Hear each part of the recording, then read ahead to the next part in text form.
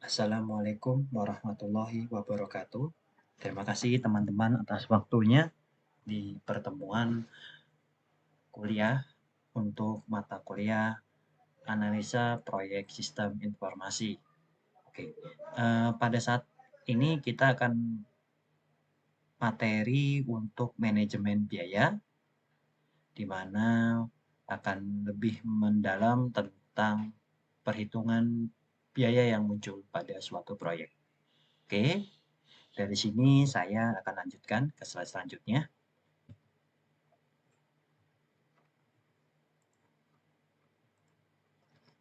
Oke, tujuan dari manajemen biaya ini apa sih dalam manajemen proyek? Di mana yang pertama itu ada memahami penyebab estimasi yang buruk, terus kedua pendekatan mengenai estimasi biaya yang muncul pada suatu proyek, yang ketiga cara mengatasi estimasi biaya yang buruk juga. Jadi ada pertama kita memahami terlebih dahulu, yang kedua kita cari pendekatannya seperti apa, yang ketiga cara mengatasinya seperti apa. Oke, lanjut.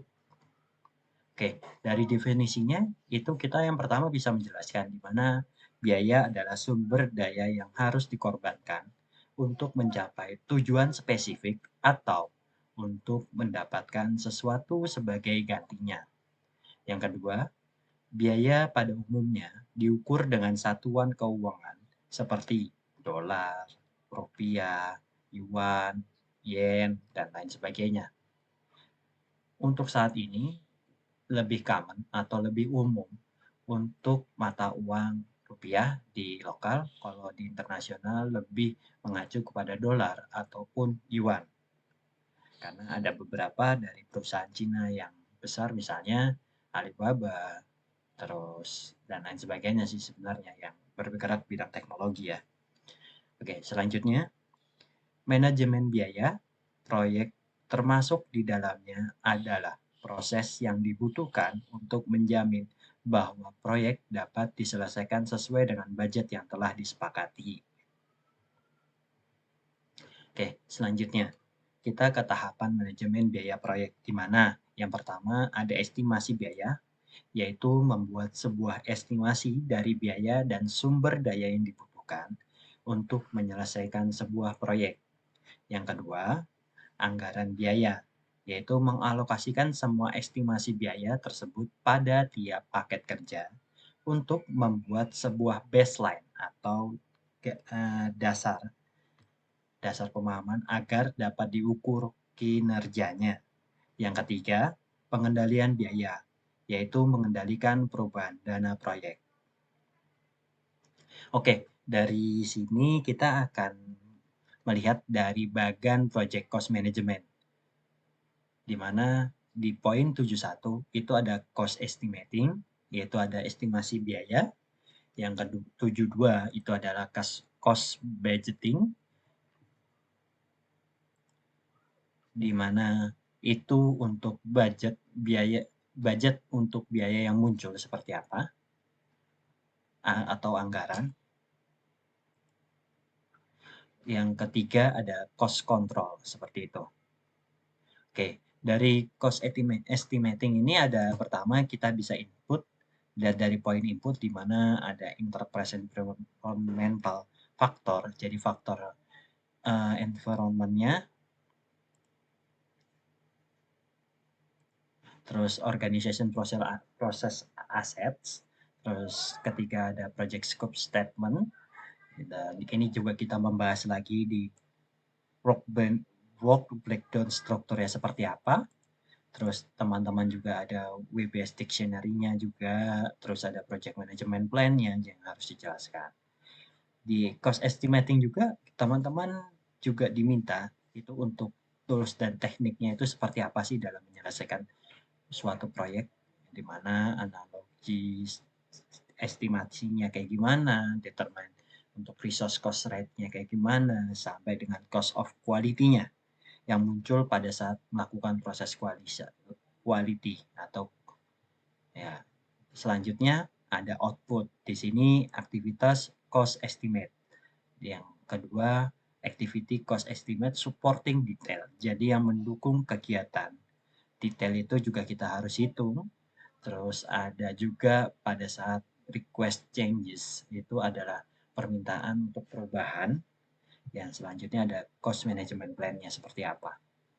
Di cost budgeting juga ada input yang sama, tetapi dalam bentuk project scope statement, WBS juga kita harus berikan, WBS dictionary-nya seperti apa, aktivitas cost yang muncul berdasarkan estimasi, estimasi cost dari aktivitas yang bersifat support untuk detail-detail yang ada. Selanjutnya project schedule, resource calendar, terus kontrak, dan cost management plan. Teknik dan tools-nya itu juga dijelaskan juga di sini, di mana cost aggregation, reserve analysis, parametric estimating, funding limit reconciliation. Yang ketiga juga ada permintaan juga ketika ada request sampai di cost baseline-nya kayak gimana, cost management plan-nya juga, dan update. Dan di cost control juga harus dihitung juga pada saat kita melakukan kontrol. Jadi lebih kepada maintenance ataupun masa garansi itu kita harus menghitung di cost controlnya itu seperti apa. Yang intinya itu akan bermuara di sebuah dokumen project management plan yang harus kita jelaskan juga pada fase cost controlnya seperti itu. Oke, selanjutnya. Estimasi biaya, di mana output penting dari tahapan ini adalah estimasi biaya. Sangat penting membangun cost management plan yang menggambarkan bagaimana variansi biaya akan dikelola di dalam proyek. Oke, tipe-tipe estimasi biayanya sendiri seperti apa sih? Kita bisa lihat di sini yang mana untuk tipe estimasi ROM, Rock of Magnitude, itu kapan bisa dilakukan sih? Itu antara 3 sampai 5 tahun sebelum proyek dikerjakan. Mengapa dilakukan? Untuk memberikan estimasi biaya dalam rangka selesai proyek.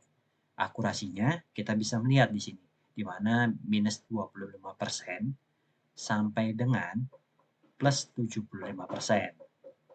Oke, dari budgetary itu kita bisa lihat dari 1 sampai 2 tahun sebelum proyek dilakukan. Untuk mengestimasi budget organisasi itu akurasinya di kisaran minus 10% sampai dengan plus 25%. Dan yang terakhir, definitifnya seperti apa. Kita bisa melihat dari 0 sampai 1 tahun sebelum proyek dilakukan untuk mengestimasi biaya detail sebuah proyek. Jadi ada beberapa tahapan ya.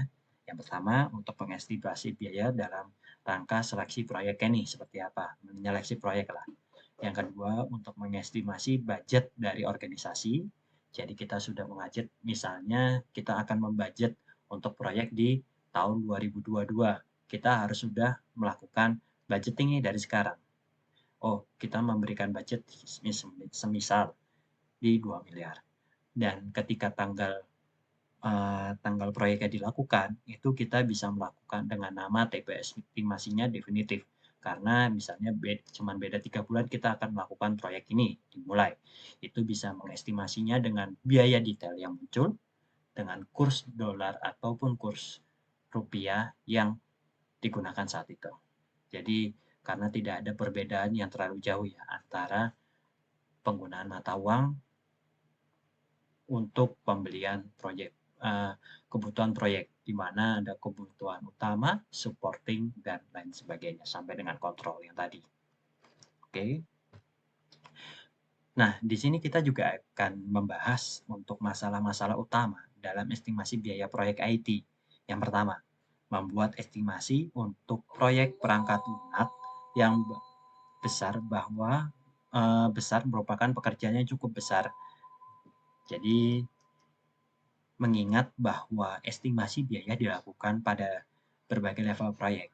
Yang kedua, banyak orang yang melakukan estimasi dengan sedikit pengalaman akan pekerjaan yang berkaitan. Jadi banyak nih yang lakuin kerjaan ini tapi pengalamannya belum mumpuni. Berarti ada solusinya dong. Solusinya itu adalah cobalah untuk melakukan berbagai pelatihan dan mentoring. Jadi kita akan mengupgrade untuk chapter building-nya dia, pengembangan diri. karakter buildingnya dia untuk melakukan project ini, seperti itu. Dan selanjutnya, setiap orang memiliki bias masing-masing akan estimasi, atau kita bisa sebut cara pandang sendiri-sendiri untuk estimasi ini. Solusinya, berikan pertanyaan-pertanyaan kritis yang meyakinkan bahwa estimasi tidak bias. Oke, jadi semacam, oh ini punya pandangan sendiri-sendiri, tetapi masih rancu lah yang harusnya berdasarkan proyek ini, cara pandang kita A, tetapi orang lain bisa melihat dari cara pandang B, C, dan D, dan sekian. Nah, oke, yang selanjutnya di keempat dari masalah-masalah yang ada itu adalah manajemen menginginkan sejumlah tawaran, bukan estimasi sebenarnya. Manajer proyek harus, atau PMP lah, project manajernya, harus bisa bernegosiasi dengan sponsor proyek agar dapat membuat estimasi biaya yang realistis. Jadi peranan project manager atau manajer proyek ini sangat menentukan dari segi estimasi biaya yang muncul. Karena seringkali ketika proyek yang muncul, ada biaya-biaya yang harusnya tidak realistis yang kita terima. Baik itu lebih besar ataupun lebih kecil. Oke, selanjutnya, tools atau teknik estimasi biaya di mana analogous estimates atau top-down estimates itu mengestimasi biaya proyek berdasarkan biaya aktual dari proyek sebelumnya yang dianggap mirip. Oke, garis bawahnya adalah mirip dengan proyek yang dikerjakan. Jadi kita mengestimasi biaya ini berdasarkan proyek yang telah kita lakukan dengan karakter yang sama, dan dari segi biaya-biaya yang muncul, estimasinya kita gunakan pada proyek yang sekarang. Seperti itu. Selanjutnya, bottom up estimates itu adalah estimasi berdasarkan setiap paket kerja terkecil dan menjumlahkan seluruhnya hingga diperoleh biaya total dari sebuah proyek. Anggap ya. Pertama, estimasi berdasarkan setiap paket kerja terkecil dan menjumlahkan seluruhnya hingga diperoleh biaya total dari sebuah proyek. Misal, dari project management plan itu ada beberapa task, dan task-nya itu juga atau pekerjaan di mana ada sub task atau sub dari pekerjaan itu apa aja sih. Nah, yang dihitung dari detail-detail itu, biaya yang muncul dari subtask ini apa, subtask ini apa, subtask ini apa, dan ketika dijumlahkan, teman-teman bisa menghitung menjadikan ini dihitung keseluruhan ya, untuk subtask-subtask itu dari biaya yang muncul, dan itu digabungkan, disum atau digunakan sebagai rincian biaya yang diperoleh terhadap sebuah proyek. Itu namanya bottom up estimates. Kita memulainya dari bawah. Selanjutnya, parametric modeling, di mana estimasi biaya proyek dilakukan dengan memanfaatkan karakteristik proyek sebagai parameter dalam model matematika.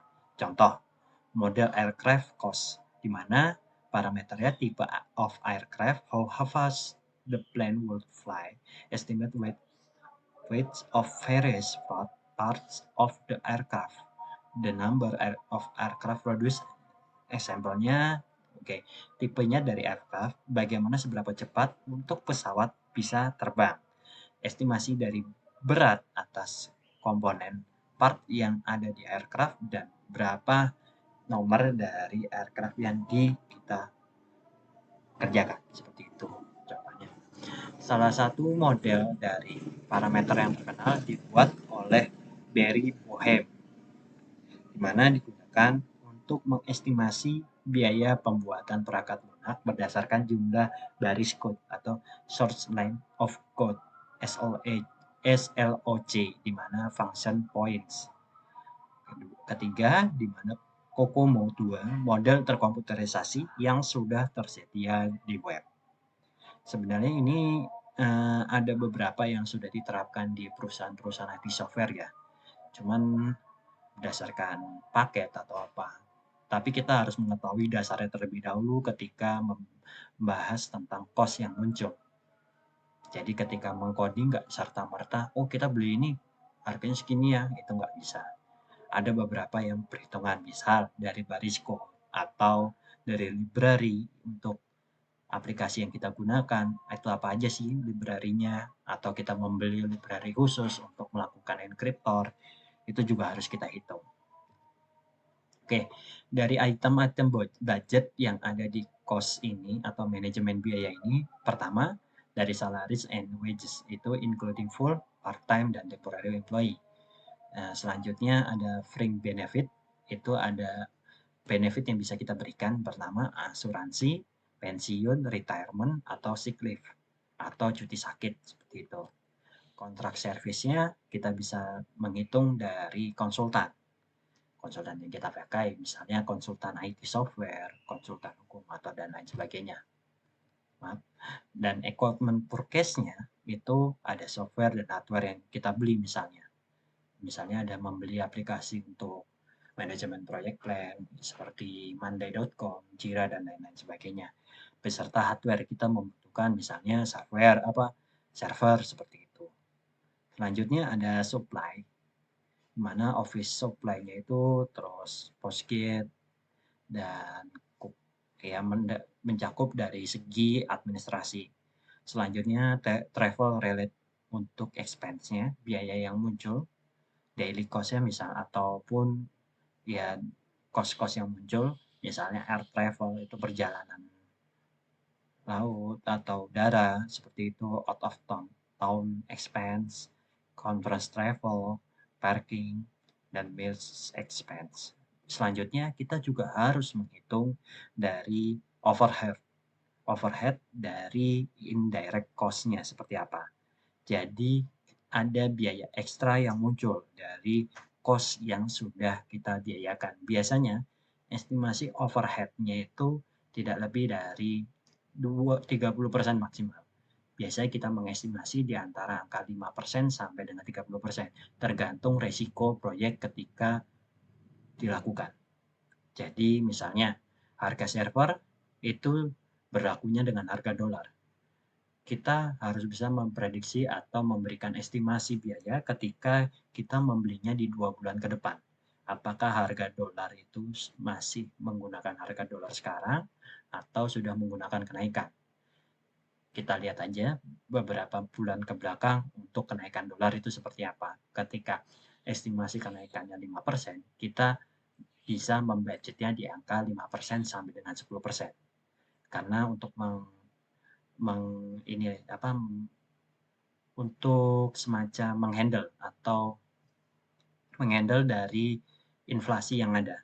Jadi ketika ada inflasi, itu sudah tercover dari overhead itu. Seperti itu. Selanjutnya, komponen-komponen biaya dalam sebuah proyek IT itu adalah direct labor, di mana expert staff, supporting staff, dan direct materials. Dan overhead yang muncul di mana ada project administration, yaitu menyiapkan laporan-laporan yang ada, indirect material, indirect labor, terus hardware depreciation, ketika penurunan dari suatu hardware, harga jualnya itu seperti apa. Misal kita beli hardware server sekarang, ketika kita jual di 2 tahun, tidak mungkin dengan harga yang sama kan, pasti dengan harga yang berbeda. Selanjutnya infrastruktur depreciation, ketika kita membeli rack server dan lain sebagainya, itu pasti ada penurunan juga dong. Selanjutnya software amortization dan maintenance seperti apa harus kita hitung ketika kita menggunakan dalam 2 tahun, kita harus membudgetnya dari kita membeli one time price-nya atau harga pertamanya sampai dengan harga maintenance-nya kita juga harus hitung. Selanjutnya facility atau office amortization itu fasilitas terhadap kantor yang kita gunakan dan asuransi yang kita gunakan juga, karena toh kita menggunakan suatu ruang server tanpa asuransi ketika terjadi ada apapun atau misalnya terjadi gempa, kebakaran, itu pasti ada yang cover. Dan siapkan juga dana untuk menyiapkan suatu backup planning atau biasa kita sebut kalau di IT itu DRC-nya, Data Recovery Center-nya. ketika kita punya data center, kita juga menyediakan data recovery center-nya atau BCP biasanya, backup planning-nya seperti apa. Selanjutnya, kita juga menyediakan pajaknya juga ketika harus menghitung pajak ya, ketika membeli sesuatu untuk sebuah proyek.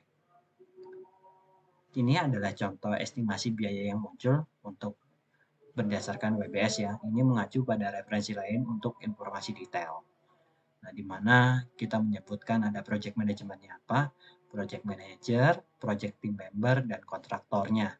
Di mana 10% dari development and testing. Ketika testingnya di harga sekian, di harga $600, berarti 10%-nya adalah $66, seperti itu.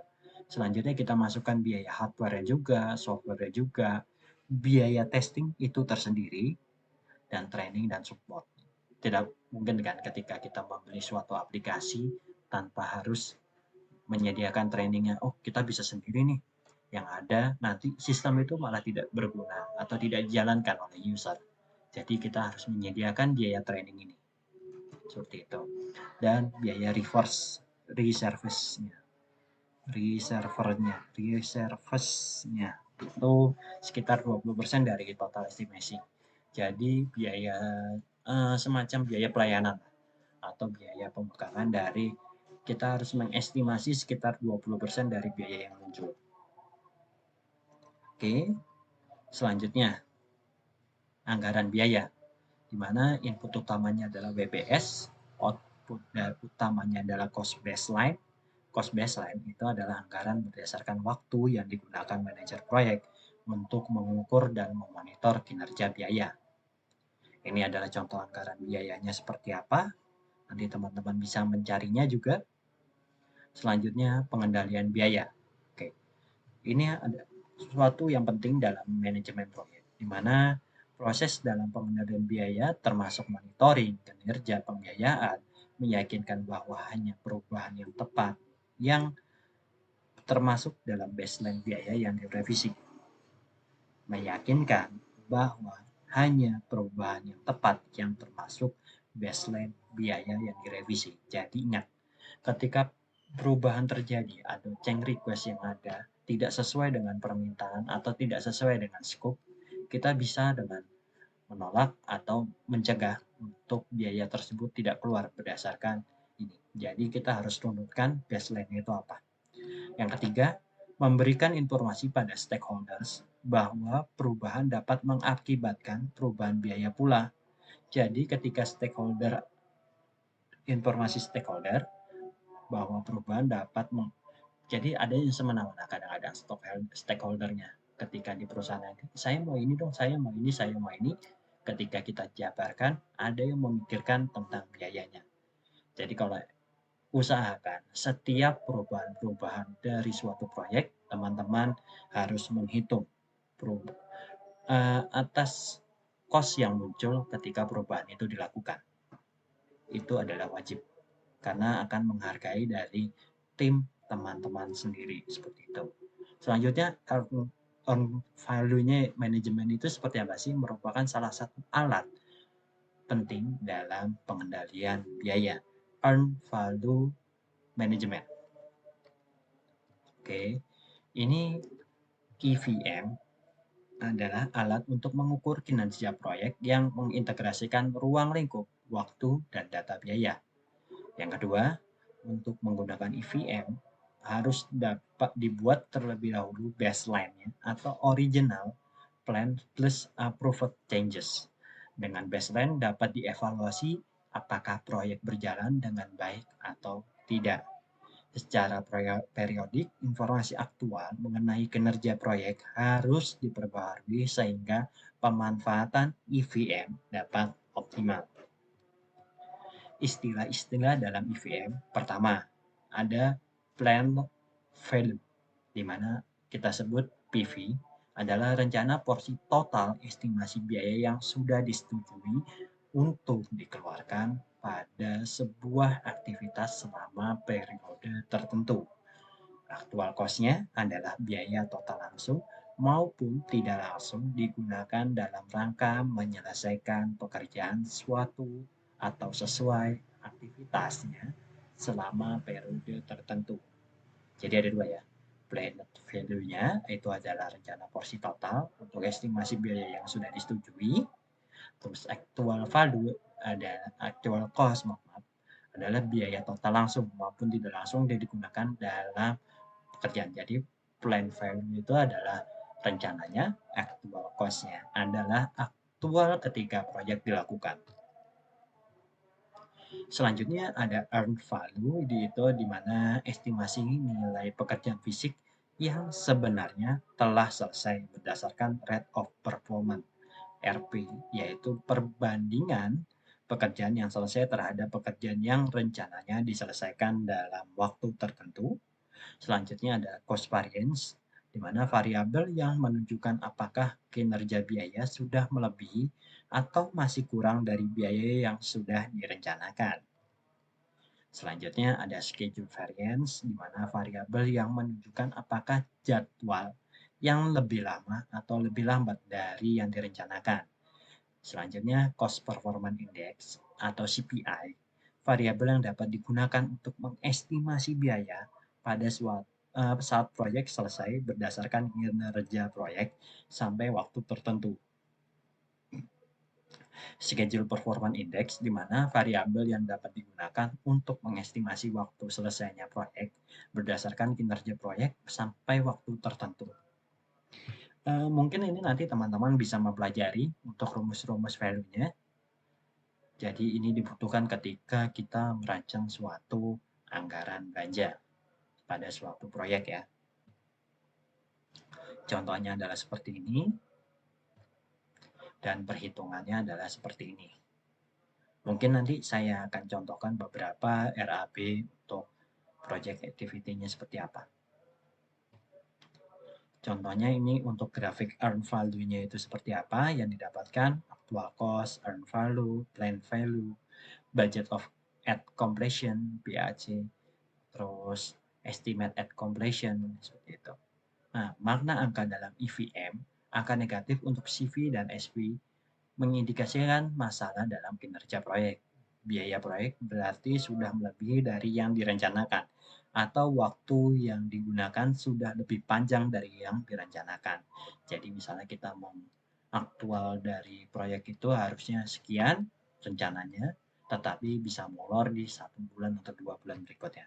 CPI dan SPI harus lebih kecil dari 100%, juga menunjukkan adanya masalah dalam kinerja proyek. Jadi ketika CPI dan SPI-nya lebih kecil dari 100%, itu menunjukkan adanya masalah. Oke, contoh kasusnya mungkin saya bisa menggambarkan di mana proyeknya new server setup establishment, di mana WBS-nya itu ada work breakdown strukturnya itu adalah procaching, di mana untuk server procaching dan software procaching. Selanjutnya ada setup server, di mana initiate clustering servernya seperti apa, install switch-nya seperti apa, set to write 5 tower-nya seperti apa, dan install software-nya. Selanjutnya ada test dan documentation harus, dan yang keempat itu adalah migrate and enrolling, dari migrate data from old server. Jadi ada migrasi data dari server lama ke server baru, dan server meletakkan servernya itu pada production, seperti itu. Tentukan arahan biayanya. Procaching-nya itu adalah sejumlah server dan software-nya. Setup servernya itu jumlah orang per harinya, biasa disebut dalam man days-nya. Misalnya dibutuhkan network engineer-nya itu berapa man days, seperti itu. Selanjutnya ada test and documentation, jumlah orang per hari dan jumlah dokumentasi yang digunakan. Perkiraan dari sumber daya sendiri, di mana server procaching ini bisa diselesaikan dalam 3 hari arrival time. Selanjutnya software procaching diselesaikan di fix ya, disempurnakan dalam waktu 2 hari ya. Selanjutnya setup servernya itu dihitung per unit. Initiate clustering, install, dan lain sebagainya sampai install softwarenya. Lalu dilakukan test and documentation juga, test dan documentation Minimal dalam documentation itu harus memprovide atau menyediakan satu manual book dan satu logbook yang terjadi seperti itu pada saat project ini dilakukan. Yang keempat, migrate and enrolling, di mana migrate data dari server yang lama dan meletakkan server ini pada production seperti apa. Selanjutnya, project administration itu menjelaskan apa aja sih yang telah dilakukan pada proyek ini, sampai di laporannya dijelaskan juga seperti itu. Komponen yang biaya yang muncul, oke, di sini kita bisa lihat sistem administrator, unitnya menggunakan Menday, technician-nya menggunakan Menday. Biasanya unit cost-nya itu berapa rupiah, misalnya dari 100 dikali per rupiahnya berapa. Terus selanjutnya direct materialnya, untuk server kita hitung unit, untuk OS-nya itu Win2K server, ini Windows yang lama ya, Windows 2000 ya, harusnya udah Windows 2008. Nah, contohnya nanti kita minta perubahan aja ya. Untuk package, kita membelinya dalam satuan serial number, itu misalnya harganya 50, documentation-nya itu eksemplar berapa. Selanjutnya overhead yang muncul itu ada sekretarisnya, itu butuh administrasi lah, adminnya lah ya, dihitung Menday. Selanjutnya PC workstation-nya itu unit per day kita sewa, support software license-nya itu unit day juga, ada DC tools-nya dan working facilities-nya seperti apa. Oke, ringkasan biaya yang muncul ketika gambaran proyek seperti itu adalah broadcasting-nya itu di angka 210 juta, setup servernya 450.000, test documentation-nya 100.000, migrate and enrolling-nya itu 400.000, overhead-nya itu administrasi itu sekitar 100.000 dan facilities-nya 200.000. Total project cost-nya ini sekitar 211 juta 250.000. Oke, siklus hidup dari estimasi biaya ini pertama, instalasi, training, reparasi, preventive maintenance, backup system and or disaster and recovery, terus salaries and materials. Oke, di pertemuan ini saya meminta teman-teman untuk melanjutkan proyek pada pertemuan 1, buat estimasi biaya yang muncul terhadap proyek ini, dan ketiga, tugas dikumpulkan pada pertemuan 15 dalam bentuk paper makalah atau yang sudah cetak. Mungkin tidak bisa dicetak, bisa dikirimkan dalam bentuk PDF untuk papernya kepada saya. Oke. Jadi untuk tugas pertemuan 6 ini adalah melanjutkan proyek dari pertemuan 1, tapi menyediakan untuk estimasi biaya proyek yang muncul dari teman-teman kerjakan. Seperti itu. Tugasnya dikumpulkan di pertemuan 15 nanti. Oke. Oke, dari sini mungkin kalau teman-teman ada pertanyaan, silakan ditanyakan. Nanti saya akan buka sesi di jam 8 malam. Seperti itu. Oke, terima kasih teman-teman atas waktunya. Demikian yang dapat saya sampaikan. Semoga teman-teman dapat mengerti dan mengerjakan tugas yang saya berikan. Wabillahi taufiq wal hidayah. Wassalamualaikum warahmatullahi wabarakatuh. Terima kasih teman-teman.